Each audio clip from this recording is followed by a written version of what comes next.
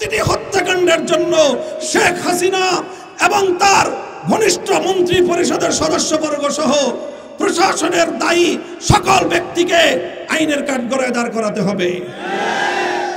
Helmet League, হাতুড়ি লীগের তৃণমূল থেকে শীর্ষ পর্যায় পর্যন্ত সকল সদস্যদেরকে খুঁজে খুঁজে বের করে বিচার কায়েম করতে হবে। অন্তর্বর্তীকালীন সরকারকে আমরা আহ্বান জানাবো, এই কাজগুলো অনতিবিলম্বে শুরু করবেন। প্রশাসন থেকে, প্রশাসনের প্রতিটি স্তর থেকে ফ্যাসিবাদের প্রেতাত্মারা যারা বসে বাংলাদেশ এবং রাষ্ট্র সরকারের বিরুদ্ধে ষড়যন্ত্র করছে, তাদেরকে অনতিবিলম্বে দায়িত্ব থেকে অব্যাহতি দিয়ে দেশপ্রেমিক কর্মকর্তাদেরকে পদায়ন করতে হবে। আজ 15ই আগস্ট দীর্ঘদিন যাবৎ এই দিবসটিকে বাংলাদেশের জাতীয় শোক দিবস হিসেবে পালন করা হতো, কিন্তু আজকে বাংলাদেশে একটি নতুন প্রেক্ষাপট তৈরি হয়েছে। এই আগস্ট মাসেই 2024 সালেই আর আগস্ট পূর্ববর্তী জুলাই মাসের শেষার্ধে শত শত বাংলাদেশের নিরীহ নিরপরাধ ছাত্র জনতাকে, শিশু নারীদেরকে পাখির মতো গুলি করে হত্যা করা হয়েছে।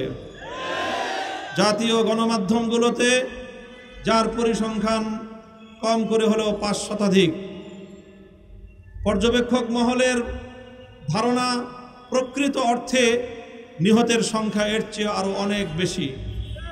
সহস্রাধিক মানুষকে হত্যা করা হয়েছে। এতগুলো মানুষের লাশের গন্ধ পেরিয়ে 50 বছর পূর্বের একটি হত্যাকাণ্ডকে কেন্দ্র করে শোক দিবস পালন করার কোনো অর্থই হয় না। এজন্য আমরা অন্তর্বর্তীকালীন সরকারকে ধন্যবাদ জানাই। জাতির চেতনার সাথে তারা সহমত পোষণ করে এই আগস্টের 5ই আগস্ট বিপ্লবকে মহিমান্বিত করার জন্যে তারা 15ই আগস্টের শোক দিবসকে বাতিল ঘোষণা করেছেন।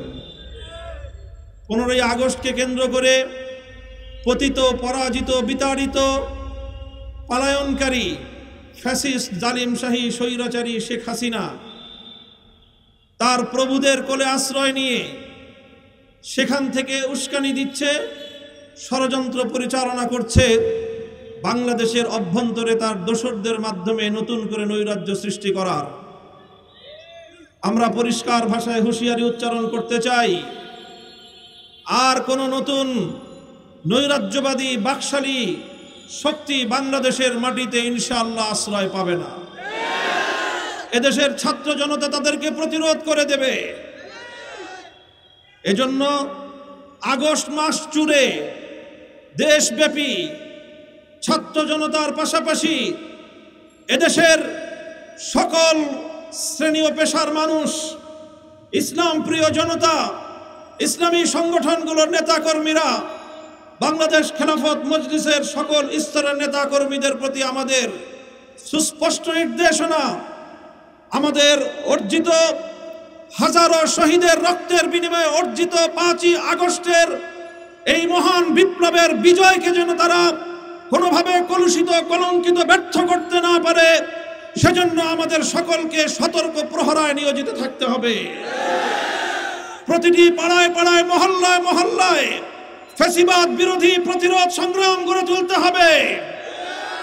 যারা এদেশের মানুষের মধ্যে বিগত 16 বছর ধরে বিভাজনের রাজনীতির মধ্য দিয়ে বাংলাদেশকে ব্যর্থ রাষ্ট্র প্রমাণিত করার, ব্যর্থ রাষ্ট্রে পর্যবেসিত করবার ষড়যন্ত্র করেছিল, সেই অপশক্তি, পরাজিত শক্তি, দেশ বিরোধী শক্তি, ইসলাম বিরোধী শক্তি, অত্যাচারী শক্তি আর কোনো বাহানায় যেন বাংলাদেশের রাজনীতিতে পুনর্বাসিত হতে না পারে, সেজন্য আমি বাংলাদেশের সকল দেশপ্রেমিক নাগরিকদেরকে তৃণমূল পর্যায় পর্যন্ত প্রতিরোধ আন্দোলন অব্যাহত রাখবার আহ্বান জানাচ্ছি। প্রিয় দেশবাসী, সে সঙ্গে আমরা স্পষ্ট ভাষায় বলতে চাই, আমাদের পার্শ্ববর্তী ভারত রাষ্ট্র আমাদের বন্ধু প্রতিম রাষ্ট্র হিসেবে আমরা তাদেরকে দেখতে চাই। অতীতে অব্যাহতভাবে স্বৈরাচারী শেখ হাসিনাকে একতরফা জনগণের ভোটাধিকার হরণ করার ক্ষেত্রে যেভাবে তাকে তারা প্রশ্রয় দিয়েছে, যেভাবে তারা এই মানুষের ভোটাধিকার সহ অন্যান্য অধিকার হরণ করার ক্ষেত্রে সুস্পষ্টভাবে ভারত পক্ষপাতিত্বমূলক ভূমিকা রেখেছে।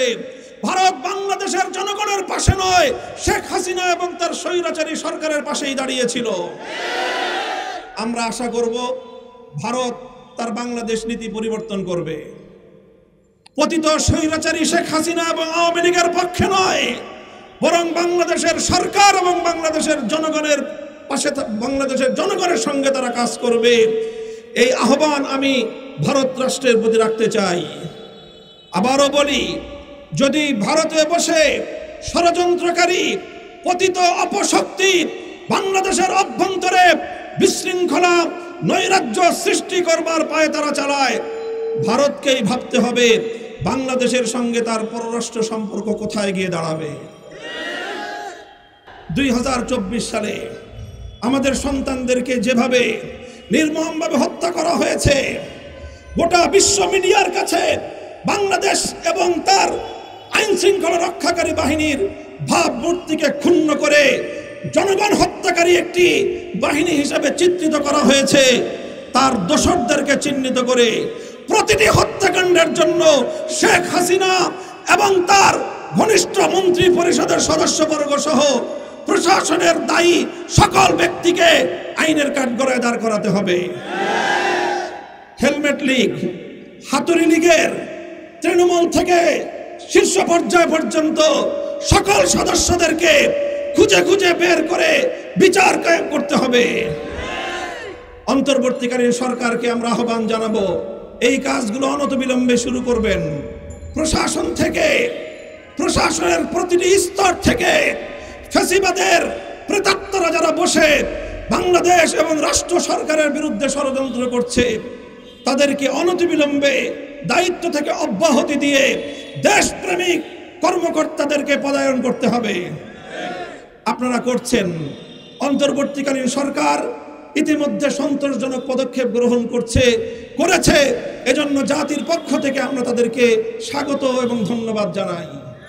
সেই সঙ্গে আমরা আশাবাদ ব্যক্ত করব যে এভাবেই আগামী দিনেও দেশের জনগণের মনোভাব, দেশের জনগণের সেন্টিমেন্ট উপলব্ধি করে জনগণের পাশে আপনারা থাকবেন, জনগণের চাওয়া পাওয়াকে আপনারা মূল্যায়ন করবেন। জনগণের ভোগান্তি হয় এমন কোন কার্যকলাপ আমরা অন্তর্বর্তীকালীন সরকার থেকে দেখতে চাই না। আরেকটি কথা, এই যে বিপ্লব হলো, এই বিপ্লবের অন্যতম বৈশিষ্ট্য ছিল শ্রেণী পেশা নির্বিশেষে সব শ্রেণীর ছাত্রদের ঐক্য। এই ঐক্যে যেভাবে স্কুল কলেজ ইউনিভার্সিটির ছাত্ররা ছিল, এই ঐক্যে রাজপথের সংগ্রামে প্রতিটি ক্ষেত্রে মাদ্রাসার ছাত্ররা কাঁধে কাঁধ মিলিয়ে ভূমিকা পালন করেছে। শাহাদাত বরণকারী ছাত্র জনতার মধ্যে যেভাবে বাংলাদেশের প্রাইভেট এবং পাবলিক ইউনিভার্সিটি কলেজের স্কুলের ছাত্ররা রয়েছে, আমাদের মাদ্রাসার অনেক ছাত্র শাহাদাত বরণ করেছে। আমরা দেখেছি এই বিপ্লবের লক্ষ্যকে, উদ্দেশ্যকে ব্যাহত করার জন্য বিভেদের দেয়াল তৈরি করার কাজ শুরু হয়েছে। সংখ্যালঘু ইস্যুকে কৃত্রিমভাবে সাবোটাজের মাধ্যমে সামনে এনে আবার বাংলাদেশকে একটি ব্যর্থ রাষ্ট্রে পরিণত করার জন্য বাংলাদেশের গণমানুষের আকাঙ্ক্ষাকে পদদলিত করবার পায়ে তারা চলছে। সংখ্যালঘুদের উপর নির্যাতনের আলোচনায় আসার মতো উল্লেখযোগ্য কোন ঘটনা বিগত 1 মাসে বাংলাদেশে সংঘটিত হয়নি। এরপরেও জিগির তোলা হচ্ছে, এটা হলো নরেন্দ্র মোদীর একটি এজেন্ডা। সেই এজেন্ডা বাস্তবায়নের জন্য আওয়ামী লীগ এবং তার দোসররা কাজ করছে। আমরা এই আত্মঘাতী তৎপরতা থেকে বিরত থাকার জন্য আওয়ামী লীগকে এবং তার নেতাকর্মীদেরকে আমরা উদাত্ত আহ্বান জানাতে চাই। খবরদার দেশের বিরুদ্ধে সাম্প্রদায়িক উস্কানি দিয়ে বাংলাদেশের বিরুদ্ধে গোলযোগ নৈরাজ্য সৃষ্টি করবার কোনো অপচেষ্টা করবেন না। এদেশের মানুষ বরদাস্ত করবে না। আমরা অন্তর্বর্তীকালীন সরকারের কাছে আরেকটি প্রত্যাশা রাখি যে এই দেশ, এই বিপ্লব, এই অভ্যুত্থান হয়েছে। বাংলাদেশের স্বাধীনতা যুদ্ধেও যে ঘোষণা ছিল কোরআন সুন্নাহ বিরোধী কোনো আইন, কোনো কার্যকলাপ বাংলাদেশে চলবে না। কাজেই অন্তর্বর্তীকালীন সরকারও যেন কোনোভাবে, কোনো কারণে, কোনো চাপে কোরআন সুন্নাহ বিরোধী, ইসলাম বিরোধী কোনো কার্যকলাপ যেন তাদের শাসনামলে পরিচালিত হতে না দেন। এটা আমাদের উদাত্ত আহ্বান থাকবে সরকারের প্রতি। আমি আজকের গণমিছিল পূর্ব এই সমাবেশ থেকে আমরা আপনাদের সকলকে আজকের এই সমাবেশে উপস্থিত হওয়ার জন্য ধন্যবাদ জানাচ্ছি। আজকের এই 15ই আগস্টের এই সমাবেশ ঢাকা মহানগরীতে পালিত হচ্ছে। আগামীকাল 16ই আগস্ট জুমাবার বাদ জুমা সারা বাংলাদেশে দেশব্যাপী নৈরাজ্যবাদ বিরোধী বিক্ষোভ কর্মসূচি ঘোষণা করছি। সারা দেশের জেলা থানা পর্যায়ে বাংলাদেশ খেলাফত মজলিসের নেতৃত্বে দেশবাসীকে আহ্বান জানাচ্ছি, মাঠে নেমে আসুন। অর্জিত এই বিজয়কে সাফল্যমণ্ডিত করে রাখার জন্য, এই বিজয়কে অব্যাহত এবং এই বিজয়ের উদ্দেশ্যকে মঞ্জিল পর্যন্ত পৌঁছানোর ক্ষেত্রে অপশক্তির বিরুদ্ধে রাজপথে প্রতিরোধ গড়ে তুলুন। আমরা এখনই গণমিছিল শুরু করব। আমাদের মিছিল এখান থেকে পল্টন মোড় হয়ে বিজয়নগর পর্যন্ত গিয়ে সেখানে সভাপতির বক্তব্য মুনাজাতের মাধ্যমে আমাদের কর্মসূচি সমাপ্ত হবে। সকলকে গণমিছিলে অংশগ্রহণ করার উদাত্ত আহ্বান জানিয়ে আমার বক্তব্য শেষ করছি।